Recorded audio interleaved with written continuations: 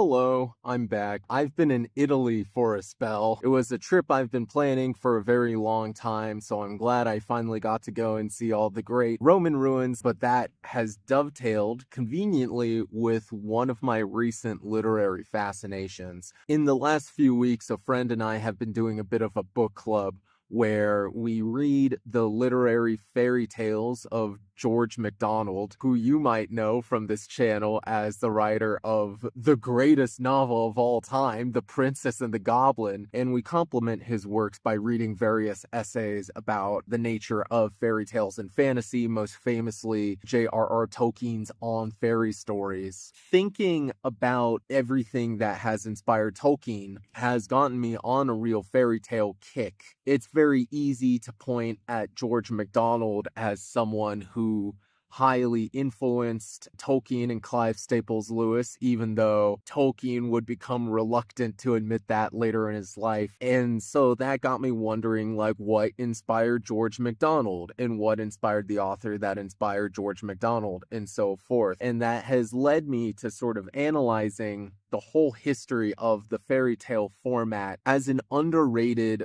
but super important fragment of the tapestry of what the fantasy genre is today. I've always argued that the three traditions that modern fantasy draws from are myth, fairy tale, and medieval romance. Even though the internet is completely broken for the purposes of researching literally anything nowadays, I have been able to use a couple of resources, including some books I picked up in Italy, in order to craft a bit of a unofficial timeline for the history of fairy tales. I have the history of fairy tales loosely sorted into 5 eras, which is funny because there's actually 6 of them. The era 0, so to speak, the Greco-Roman folk tales that end up informing the early fairy tales. Era 1 is the Italian fairy tale, which we see predominantly between 1350 and 1650. That's a 300-year period where the majority of European folktales that are being written down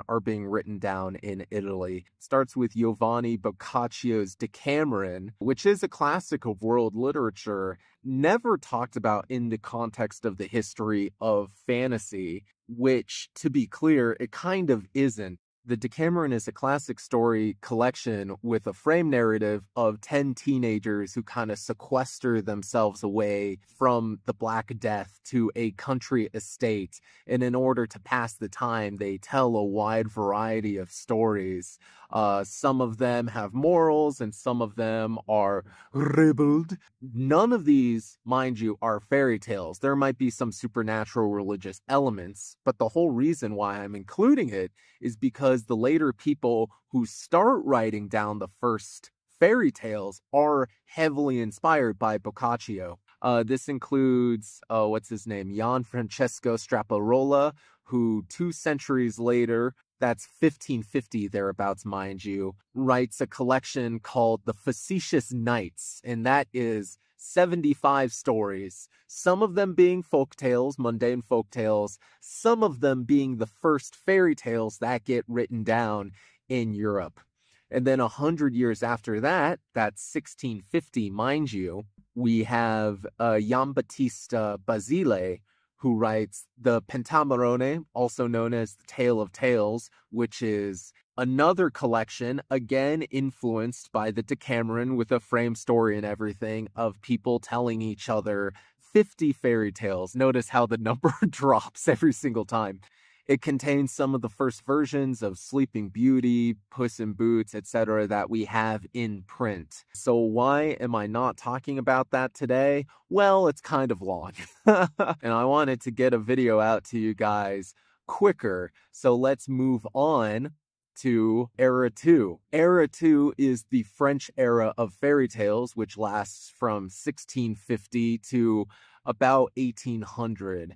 And this highly correlates with the reign of Louis XIV, the Sun King, which is a golden age of art and literature and culture in France, which later leads into the Rococo era, with kind of French culture dominating throughout the 18th century. Around the time where Giambattista Basile is publishing The Tale of Tales, the Pentamerone, meanwhile in France, you have these salons. And at these salons, groups of middle class to aristocratic men and women, often women, are sort of meeting up, sharing great ideas. And what becomes a very popular parlor game is remembering the fairy tales that you would have been told in your youth by your nanny or your godmother or whatever, and then retelling them for the audience. But of course, in your retelling of them, you're improving on them, you're adding new twists, you're adding new turns of phrase and wordplay, etc., etc. So you end up with this very rich literary tradition of French fairy tales, which starts to get put down in print around the turn of the 18th century. And the most notable person who did that is Charles Perrault, who I will be talking about today. I'm going to take a moment here to peek forward into the later eras, just so that we can have a framework, even though I'm not going to be talking about them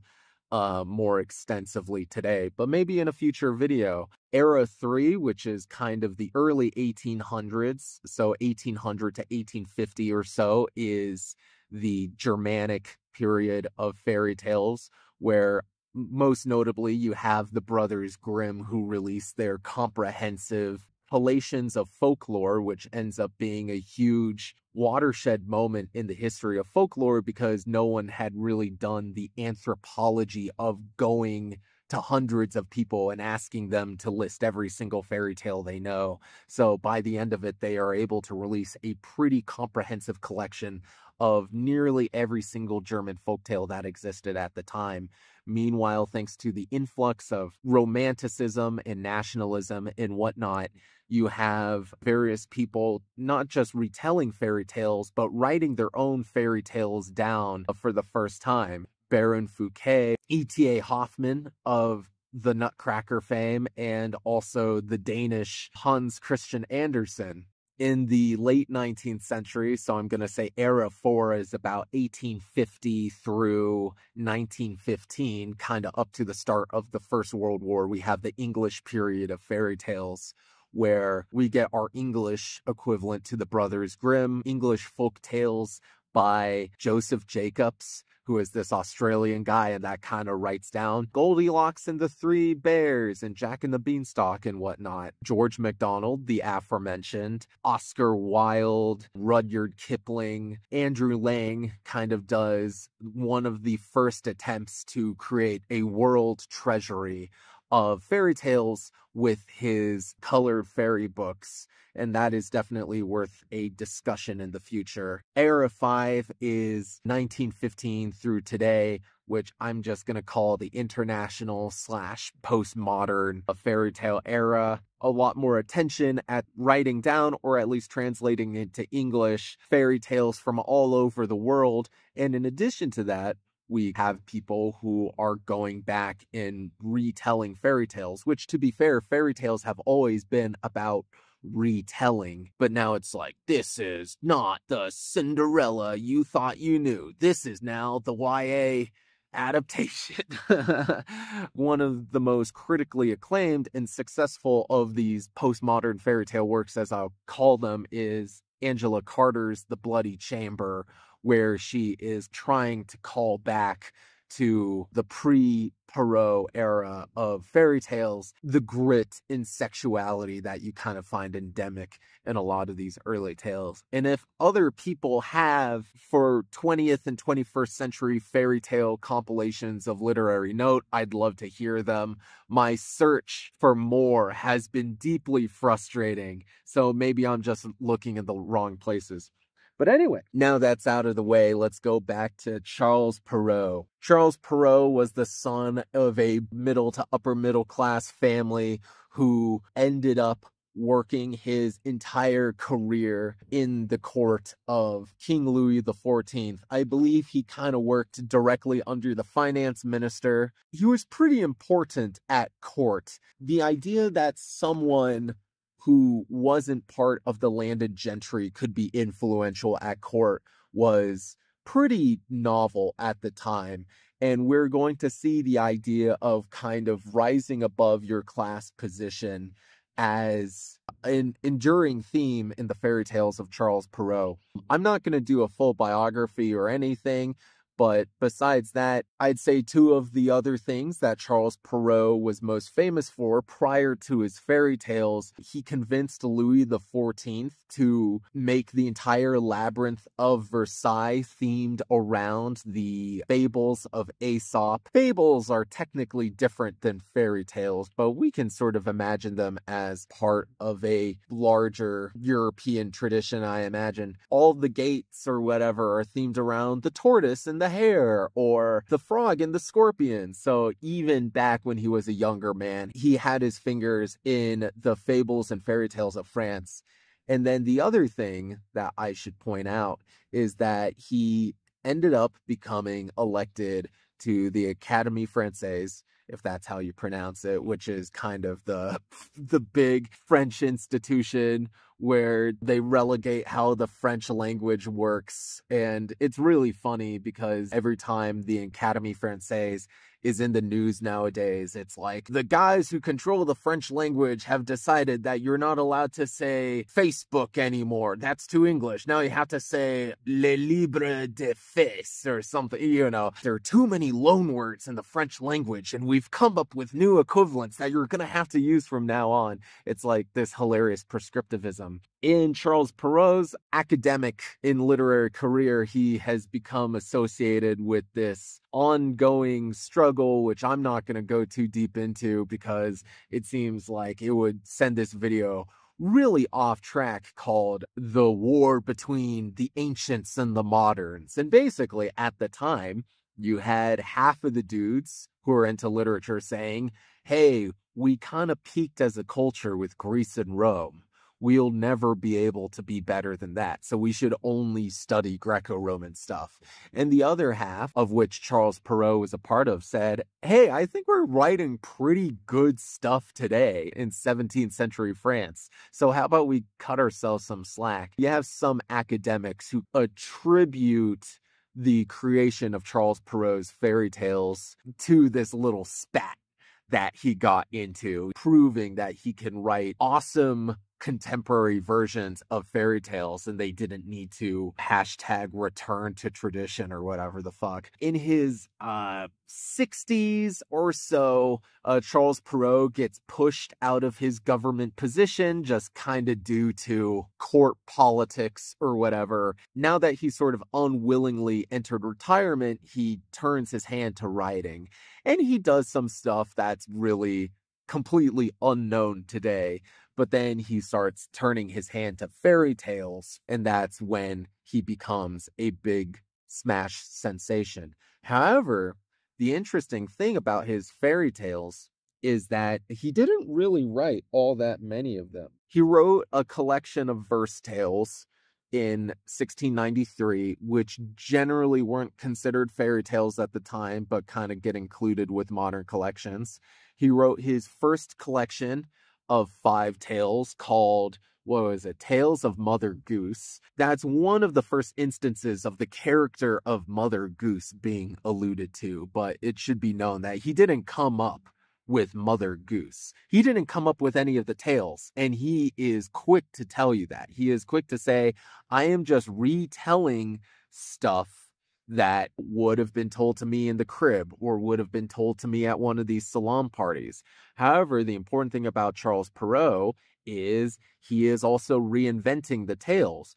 And the 2 reasons why I'm talking about this today is A, it's short, not including intro and notes and whatnot. This is like 150 pages. So this is way more digestible than the Chungus tomes of the Brothers Grimm and whatnot. And B, these are the earliest stories that are in the modern canon of fairy tales, right? When we tell children about Puss in Boots or Cinderella or Little Red Riding Hood, it is more or less 90% similar with what's in this collection. There are earlier Italian variants, but those stories are often way different than what Perrault codifies here. Perrault is the one who says, like, what if the Puss in Boots had boots?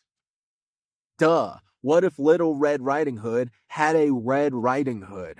What if Cinderella had a glass slipper, right? I had a great time reading it. The reason why I think this is valuable to read is because you will learn so much about kind of like the history of storytelling. But anyway, I got off track. The point is he writes his first fairy tale collection in 1695, and then he writes a slightly expanded fairy tale collection in 1697. Stories from times past, parenthesis, with morals, and parenthesis. Since we only have 11 stories to talk about, I'm going to give a quick overview/review of all 11 of these stories. And then hopefully that'll inspire you to check them out for yourself. So the first three are the verse tales, which he wrote prior to becoming famous to fairy tales. These are kind of fairy tales, but they are poems as well. And for the most part, they are relatively obscure compared to his later tales, and they are not as intended for children. The first is the history of Griselda, which is an evolution of an earlier Italian tale about a prince who falls in love with a shepherd girl, I think, because all he does is hunt all day. And he goes around and says, like, all of my friends who are married are whipped, but we know bitches ain't shit but hoes and tricks. So I don't like girls at all. And then he falls in love with this shepherd girl, which leads to this really psychotic series of events where he goes around and he says, like, I did it. I've fallen in love with a woman. Like, all right, everyone, let's get the wedding started. We're going to have like a huge wedding feast, and there's going to be jugglers and everything. And so everyone from all around the kingdom comes to this huge wedding. And the wedding is so big that even this rural girl, the rural juror, Griselda, who kind of lives out in the country, hears about it, comes to the city and like, I hear there's a big wedding going on. What's the deal? And the prince comes up to her and says, it's you. You're the one who's being wedded today to me. I'm marrying you right now on the spot. And it's just so crazy to not to not propose. The assumption that, in this era of absolute monarchy, the prince has kind of the kingly right to marry her without really asking her consent, I guess. But that's just like such a horrible power imbalance. But that's literally what the rest of the story is about, because once they're married, Griselda is really sweet, kind woman who is very popular at the court, and the prince keeps getting it in his mind that she's too nice. She must be scheming against me. And so the whole story is him abusing her in various ways, taking away her like food and her nice clothes just to see if she will break. And the most cruel thing of all being like, she ends up having a child, like a baby girl, and the prince abducts the child, sends her to a nunnery, mind you, but like tells Griselda like, your child died. Too bad. Griselda's heartbroken, but she's like, okay, she endures. And then eventually the prince is like, I don't like you. I'm gonna marry a younger and more prettier princess, just to see if Griselda will freak out and call him a huge asshole, which he is. Long story short, at the end, the prince comes around after 20 years of doing this. He's like, oh my God, I've been so wrong. I was assuming the worst of you the whole time. Oh, I'm so sorry. Here's your daughter. She's an adult now. She didn't know she had parents, and now she knows she's the princess of the realm. Isn't that so great? And it's happily ever after.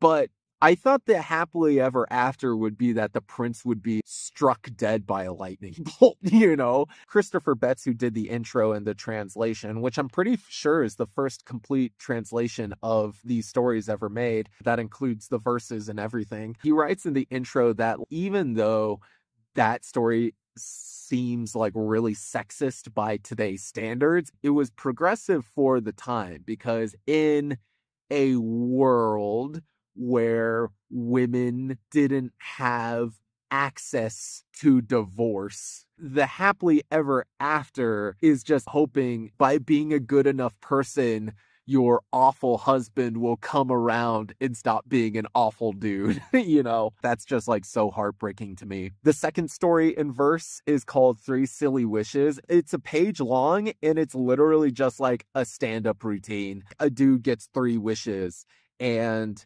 you know, his first wish is, I wish I had a really long sausage. And then things escalate from there. It's very ribald. If I say any more, it would give it away, but it's just the format of joke that you would have heard many times before. The final of the verse stories is Donkey Skin. Donkey Skin is psychotic. Mostly for its first half. You have a king, a queen, and a princess, and they're all very successful and very happy, but the queen dies, and the queen makes her husband promise, hey, if you get remarried, make sure you only marry a woman who is more beautiful than I am. And this is kind of her way to trick him into never getting remarried because she's the most beautiful woman in the kingdom. And the king is like, oh, yes, my love, I promise. And then this is where it gets like really dark. After a couple of years of being a widower, he's like, oh, wait a second. There is only one woman in the kingdom who is more attractive than my late wife, my daughter, who is like my late wife, but younger and hotter. So I'm gonna marry her. He then tries to like woo his daughter, and his daughter's like, ha ha ha ha ha. Oh, okay. And thanks to the intervention of a fairy godmother, well, I'll get to fairy godmothers in a moment. Thanks to the intervention of a fairy godmother, they come up with a variety of schemes to try to delay the dad from wanting to marry his daughter, which culminates in having the dad kill his own favorite magic donkey to give as a gift to the daughter to both disguise herself and try to render herself ineligible for her father's dark affections. She starts dressing up in a donkey carcass, which is why she becomes known as Princess Donkey Skin. The full first half of this story, it is like as explicitly as you could get for the time for a story that is maybe intended for children, a guide to avoid sexual abuse at the hands of a family member. That darkness is why out of all these fairy tales, that's the one that doesn't really get adapted at all, with the one exception of Jacques Demy, director of Les Demoiselles de Rochefort, the greatest musical of all time. He made a musical adaptation in 1970, which is just absolutely insane. Also starring Catherine Deneuve. It just does the full story, like uncensored. Every single frame of that movie is just absolutely psychotic, but it has a really great Lazy Town style baking a cake number. I recommend that movie. I just watched it earlier this week in preparation for this video. The appearance of the fairy godmother is so funny because when she does show up, she's never been mentioned up until this point, mind you. Charles Perrault just says, what fairies were in olden times you will not need to learn from me. Your grandma told you on her knee, along with tales and nursery rhymes. Like, we all know what fairy godmothers are, so I'm not going to explain it to you. All the fairies in this book are fairy godmothers. Half of the tales have fairy godmothers in them, which led to me thinking extensively about what is a fairy godmother. Like, a godparent is by default basically someone who shows up to the christening of a child and then promises to look after a child throughout their entire life and development. A mentor or as a sponsor kind of leads to Sleeping Beauty. You have all these fairies who show up who become godmothers. The woman who would later be called Maleficent in the Disney version, is just really salty that she didn't quite get invited to be a godmother herself. I find it interesting that basically all the magic elements in these stories are explicitly godmothers, either at the birth of a child, announcing some spell, or alternatively, an older woman who is like, what do you need, child? And it's kind of representing the very real dynamics that godparents had in kind of that era of France, of being like, oh, are you in trouble? I can give you connections. I can give you money. It's almost magical realist, right? Adding a fantastic edge to what was a very real dynamic. And that also makes it all the more interesting how radically different that is from the fairy stories that Tolkien is drawing from. He's always imagining like, yes, the land of elves in the ancient realm of fairy. Charles Perrault, all the fairy godmothers are just women who live down the street. Nothing fantastical about them except for the fact that they have magic powers. And anyway, the second half of Donkey Skin is literally just Cinderella. She escapes to a new kingdom, gets work as a serving wench, but everyone bullies her because she smells bad, because she is wearing a donkey carcass all the time. Everyone's like, ew, gross. Why do you wear a donkey carcass? Take that off, please. But she keeps it on because she's in disguise. And eventually there's a prince, and then the prince falls in love with her, and then she bakes him a cake, and she puts one of her rings in the cake. Prince is like, I must find the girl in the kingdom whose ring this fits, even though he got the cake because he wanted a cake from Donkey Skin specifically. So why didn't he just go up, hey, Donkey Skin, put this ring on to prove that you're the one who gave me this ring of the woman I want to marry? But no, he doesn't do that for whatever reason. So instead, we do this whole thing just like Cinderella. He tests all the women of the kingdom. I think there was a lot to be said in Cinderella about how the whole grisly element with the stepsisters and cutting off their own toes and whatnot, but that's actually not in this version of Cinderella. That gets introduced in the Brothers Grimm version over 100 years later. But we do have an equivalent to that in Donkey Skin. If you will permit me to read a very grisly passage. Each maiden's purpose now becomes the same. All have to bring their fingers to be tried. None thinks another has a better claim, in order though, so rumor says, to win the prince's heart and be his bride. The finger needs to be extremely thin, and charlatans sell recipes to render the fingers of the buyers very slender. One lady, by monstrous whim, decides to make her fingers slim by scraping them as she might trim some carrots, while another snips small pieces from her fingertips. Then with a press, another tries by squeezing to reduce their size. Another yet, to make them thin, obtains some acid, dips them in, and lets it burn away the skin. These ladies will try anything to make a finger fit the ring. Oh God. Turns out Donkey Skin fits the ring, and then she's like, I'm a princess. The whole time they say that when she's finally dressed as a princess again, her waist is so snatched that it could fit a man's two hands around. Oh man. That is a tiny waist.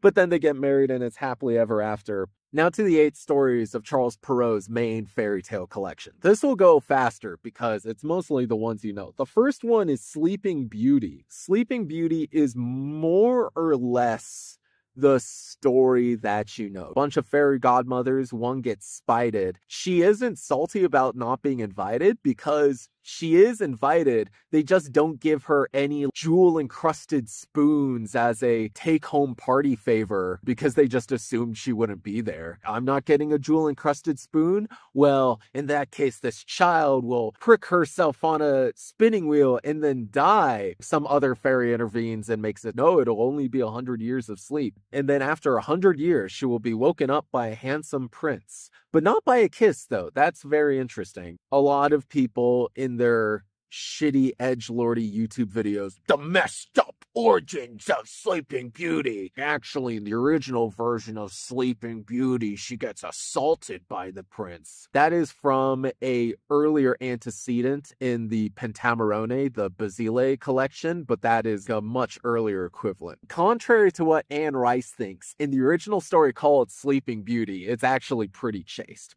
Even though the king and queen try to avert her falling asleep, she does fall asleep. And then the king and queen and fairy godmothers cast a spell to send all the different courtiers to sleep so that she will basically have a kingdom to wake up to. The king and queen, they too are the only people left awake, and they leave the castle forever to just kind of die of old age, so that when the prince does come and wakes her up, she has her entire kingdom except for her parents. She doesn't have any support network. I found that really sad. Doesn't get talked about enough as part of the pathos of the tale. Everyone's with her except for her parents, who have been dead for decades. But the prince wakes her up, not even with a kiss, just by finding her. And at this point in the story, I was like, that's it? Really? That's boring. Then we get to the actual meat of the tale, which is about negotiating relationships with your in-laws. Sleeping Beauty is eventually introduced to the in-laws, and she marries the prince, yada yada. And then it's revealed, like, oh, by the way, the prince's mom is an ogress. The prince is half ogre. The interesting things about ogres in this era is that we've kind of come to associate them with giants over the years. At this time, ogres aren't that different from humans. They are tall, but like 6 or 7 feet tall. Shrek-sized, so to speak. But they are mostly human. The one difference being that they eat children. An ogre is a person who does cannibalism. That is what defines an ogre. The prince's mom is an ogress who the king only married for her riches. Okay. The king dies, and then the prince goes off to war. Sleeping Beauty and her 2 kids that she has with the prince are left with her mother-in-law. And the mother-in-law is like, I'm gonna eat your children. That's the only thing that's gonna make me happy. I'm gonna eat your children, and I'm gonna eat you. And it goes to some really grisly places. The children are okay by the Sleeping Beauty does not get eaten, mind you. Learning that the real crux of Sleeping Beauty is just like, how do you deal with your mother-in-law? That's so funny, and something that people don't talk about nearly enough. Next up is Little Red Riding Hood. It's basically the story you know, except Little Red Riding Hood just gets got at the end. She just gets fully eaten by the wolf. No redemption for her because she was a dumb idiot who told the wolf where she lived ahead of time. Why would you do that? Why would you do that to the wolf? But the most interesting thing about Perrault's version is the fable. I mean, there has been much made of the fact, actually, you know, wolves are kind of like evil dudes. You know that, right? Ooh, we're gonna have a wolf in Into the Woods with a giant prosthetic dong. In the movie version, we're gonna have the sketchy wolf played by Johnny Depp, and you're like, say no more, fam. But what I find interesting is how explicitly Perrault makes that moral in the end. This collection was popular amongst kids and adults, but he straight up says, girls, by the way, I do in fact mean men. I call them wolves, but you will find that some are not the savage kind, not howling, ravening, or raging. Their manners seem instead engaging. They're softly spoken, indiscreet young ladies whom they talk to on the street. They follow to their homes and through the hall and upstairs to their rooms. When they're there, they're not as friendly as they might appear. These are the most dangerous wolves of all. Don't let sketchy dudes follow you back to your room. Next up is Bluebeard, which is a relatively famous story, but not really part of the classic Disney collection because it's about a woman who marries a rich dude who has a blue beard. All of the local women get the ick from him because they're like, ew, his beard is blue. Why? That's so gross. You don't know why his beard is blue, but it's kind of seen as weird and aberrant. But you know, she eventually gets to know him, and she's like, he's okay, and he's wealthy, so I'm gonna marry him. And they get married, and he eventually goes away on business, and he's like, here are all the keys to the house, just don't open up that one door. She eventually opens up that one door because she wants to know what's inside, and inside she finds the slain carcasses of all of his previous wives. She is wife number 8. And then the key becomes blood-stained as sort of this admission of guilt that she was where she shouldn't be. The husband comes back. Where's the key? Here it is. Ooh, you're poking where you shouldn't have been. well, now I have no choice but to murder you. She is calling out to her sister and asking her, are my brothers coming? Can they come and rescue me? And then she is like, oh no, the brothers aren't here yet. Basically this action set piece where it's cutting back. I'm coming to murder ya. Are the brothers here yet? Nope, they aren't here yet. And you're just going back and forth. And eventually the brothers do show up and they just flat out murder Bluebeard. The edition I have has all of the Gustave Doré etchings. Gustave Doré was a very famous printmaker in the mid-19th century, so he was working 150 years after this was originally published, but his illustrations, again, etchings is more accurate, of these stories kind of become so iconic that they're included. I just really love this one of the brothers just running through Bluebeard, just one shot killing him. The wife inherits all the riches and they live happily ever after. The moral of this tale: curiosity is all very well in its way, but satisfy it and you risk much remorse, examples of which can be seen every day. The feminine sex will deny it, of course, but the pleasure you wanted, once taken, is lost, and the knowledge you looked for is not worth the cost. That's absolutely crazy. The moral that Charles Perrault supplies is curiosity killed the cat. Don't find out things you don't want to know. No, I think it's a good thing that she found out that her husband is a chronic murderer of women. In doing so, even though it was a close shave, he was murdered and they lived happily ever after. I think it was worth it to be curious in that case. Next up, Puss in Boots. Basically just the story as we know it today. A guy inherits a cat. Oh geez, this is my whole inheritance? Time to eat the cat. And the cat's like, please don't eat me. If you give me boots in a bag, then I am going to win a whole kingdom for you. He basically cons his way into getting the guy like nice clothes and a whole kingdom, even though the way he cons the guy into having a kingdom, not a kingdom, I'm sorry, a marquiship as the Marquis of Carabas. He's trying to like show the king how cool the dude is. The cat just goes up to all these peasants who are just working in the field and he says to them, good people mowing the grass, unless you tell the king that his lordship, the Marquis of Carabas, is the owner of this meadow you are mowing, you will all be chopped up as fine as sausage meat. You're just gonna get murdered. I don't know if the implication is that the cat's gonna chop them up, even though it turns out that all of the peasants are working for this horrible ogre that the Puss in Boots ends up murderizing, so that's all cool and dandy. The peasants are used to much worse treatment than being chopped up into sausage meat. Next up is the fairies, also known as diamonds and toads. You have a good sister and an evil sister, and then the good sister, through her kindness, gets blessed that she spits out diamonds whenever she talks, diamonds and flowers. When the evil sister tries the same thing, she's always spitting up toads and vipers. Be nice to people.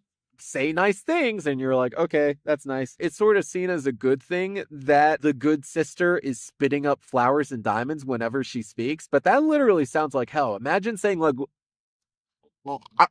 you know, a single word. It rocks. Hard rocks are just coming out of your gullet. You're vomiting up diamonds every time you talk. And it's like, oh, she's so sweet. No, I would literally never talk again. Are you kidding me?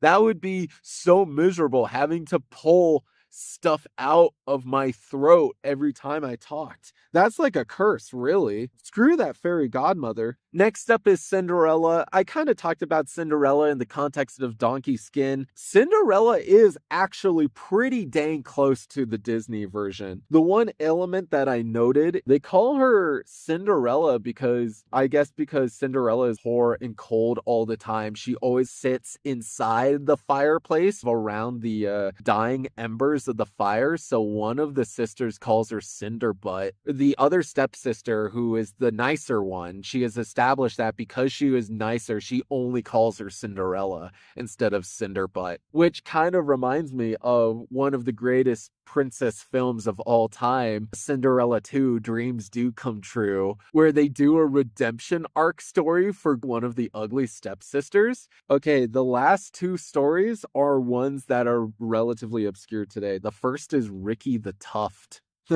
You have a prince who is born really ugly but very intelligent named Ricky the Tuft because he has a single tuft of hair. He has the ability to make a single person as intelligent as he is.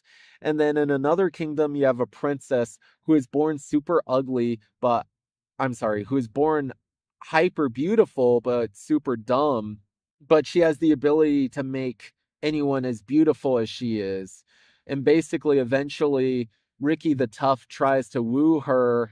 This is a woman who is said time and again to be frustrated with how dumb she is. You know, she kind of feels constrained with her lack of intelligence. Even though she is beautiful, she's like, I wish I could just be smart like the people around me. And then Ricky the Tuft comes up to her and says like, hey, I want to marry you because you're gorgeous. And even though I'm hideous, I can make you as intelligent as I am. And in exchange, then maybe in a year you can marry me. So he gives her the super intelligence. And then a year later, he's like, let's get married. And she's like, well, now that I'm intelligent, I don't really see the benefit in marrying you. And then he kind of like facts and logics her into marrying him at the end in a way that I found weird and underwhelming. I think it's the one story in the collection that I just truly did not like at all. Really weird politics. Final story is Hop o' My Thumb, which seems to be a predecessor simultaneously to Hansel and Gretel, Tom Thumb, and Jack and the Beanstalk. You have a family who lives out in the woods, and you have their youngest son who is only this tall because he's like the little runt. But he is very intelligent. And then Hansel and Gretel style, the parents try to leave the kids out in the woods several times. We can't afford kids, so we'll just leave them in the woods to starve to death. But they come back. But eventually they get lost in the woods for real. And they come across an ogre. And the ogre wants to eat them. The one really dark element is that the ogre has kids of his own. The ogre wants to kill him and his brothers. He manipulates it so that the ogre murders his own children instead. And you're like, oh God. Eventually the ogre is angry and he's chasing the brothers. The ogre falls asleep and then the Tom Thumb steals his 7-league boots. I'll use this to become the greatest courier in the land, and then I'll make so much money, and the king will love me, and then we all live happily ever after, because I can deliver the post on time. And you're like, what about the ogre? I read it several times. He never actually kills the ogre. He just steals the ogre's teleportation boots. Very underbaked compared to some of the earlier stories. Hello, welcome to my abode. I felt like I was kind of losing energy, running out of steam, getting very rambly and stuttery and whatnot, and so I decided to re-record this conclusion so that we have a strong finisher. Why did I read the Tales of Charles Perrault? What was I hoping that you would take away from this? Well, even though Charles Perrault was not the first person to write fairy stories, nor was he the last, I think we can easily consider him as a ground zero for fairy tales as we understand them today. As I said earlier, people had been swapping fairy stories back and forth at salons for about half a century prior to the publication of Perrault's fairy tale collection. But after the smash popularity of his works in 1697, we see a huge explosion in the French fairy tale scene that lasts for the whole next century. That very same year, Madame d'Aulnoy, who was a woman who ran one of these salons, published her very own collection, which she called Les Contes de Fées, which translates to fairy tales. She literally comes up with the term fairy tales. And in one of those tales, she coins the term Prince Charming. Well, I think she originally says Leroy Charming, so it's actually King Charming. I would love to talk about Madame d'Aulnoy and all of the precieuses, I think you call them, these majority female writers of fairy tales someday, but I have found it shockingly difficult to get good copies of their work. Within 10 years of these two collections by Perrault and Madame d'Aulnoy, the demand for new fairy and folk tales had grown so intense that Antoine Galland started translating the 1001 Arabian Nights into French, which was the first time these stories from the Middle East had ever been translated into a European language. And from the French, they proliferated out to the rest of Europe. I don't know if those would have been translated if it wasn't for Charles Perrault. People turned to writing their original fairy tales as well. I'm gonna mess up her name. Gabrielle Suzanne Barbeau de Villeneuve. That's a lot of names. But she writes Beauty and the Beast, an entirely original tale, which, as we know, ends up becoming deeply influential in the history of story. We have Voltaire writing his own fairy tale themed philosophical novels, kind of proto-fantasy novels really, such as Zadig and the White Bull, in order to illustrate his beliefs. And all of these French fairy tales together end up getting translated into English, into German, into other languages, and that in turn inspires the further proliferation of fairy tales for generations to come. I think these stories are incredible because we are so used to the simulacra. We are used to a copy of a copy of a copy of a copy of the original tales that I feel like we lose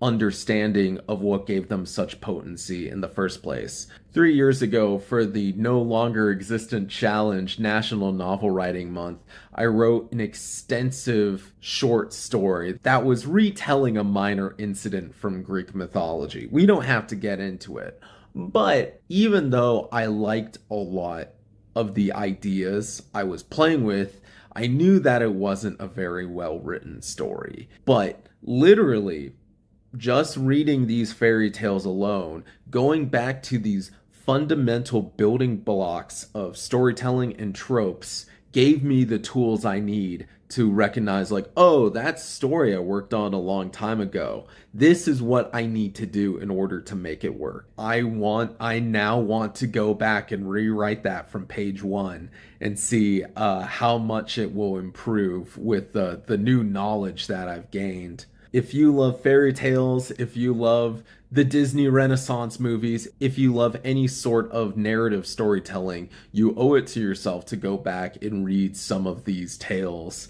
I think it will enrich you, and I think it will enrich your understanding of story. One final note, I don't really know if this is possible in YouTube comments. I don't have any sort of other social media presence on Twitter or Blue Sky or whatever. I don't know if I should, but I really want someone to reimagine Donkey Skin as if that were the movie Walt Disney chose to animate in 1950 rather than Cinderella.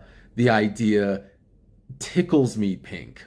Anyway, sorry I've been gone. I've truly had a ludicrously busy year, but fortunately now I have a couple months of sweet, sweet silence, which will give me far more time to talk to you guys about cool and interesting fantasy novels of yore. All right, take care, and I love you.